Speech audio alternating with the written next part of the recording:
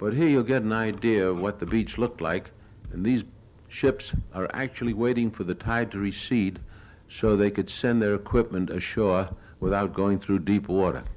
On D-Day, they had to go through the deep water.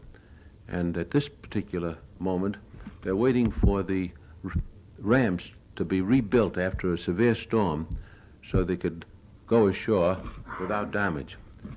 Now, you can see the problems they had on D-Day because when the landing craft hit the sandbars, the men started wading ashore and found deeper water ahead, and those that had their life preservers too low around their waist turned turtle, and many were drowned. But these are units of the Third Army heading in, crossing the deep spot just ahead of them, and headed toward Cherbourg itself. This was a remarkable sight, and the ships were lined up as far as the eye could see, bringing supplies ashore. We needed Cherbourg badly because we thought we could use it as a port, but we found that Cherbourg, shown here, was pretty badly destroyed by the Germans themselves. They destroyed the docks, which we thought we could use, and it took them, if I recall, almost 2 months before we could bring a ship in. They set up mines and destroyed the famous Cherbourg docks where the transatlantic liners used to land.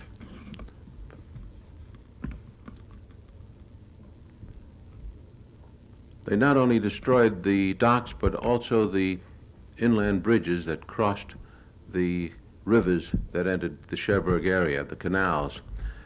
This is one of them was destroyed by the Germans.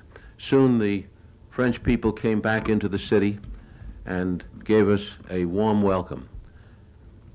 And soon we found the prisoners, and I think they took something like 16 or 18,000 men out of the Cherbourg area, and they're still holding their personal belongings, marching toward the beaches because they had to be transported to England and some eventually to the States to be held in prisoner of war camps.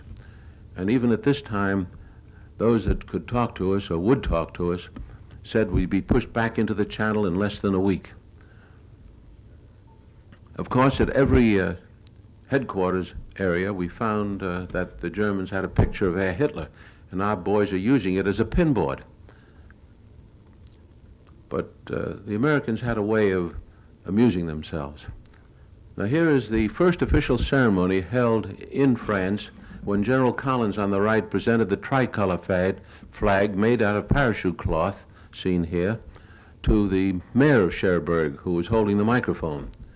And our boys of the 7th Corps were given clean uniforms for the occasion. And soon the people that came back to Cherbourg after the fighting stopped came to visit with us and talk to us. Here we see Ernie Pyle in the center again,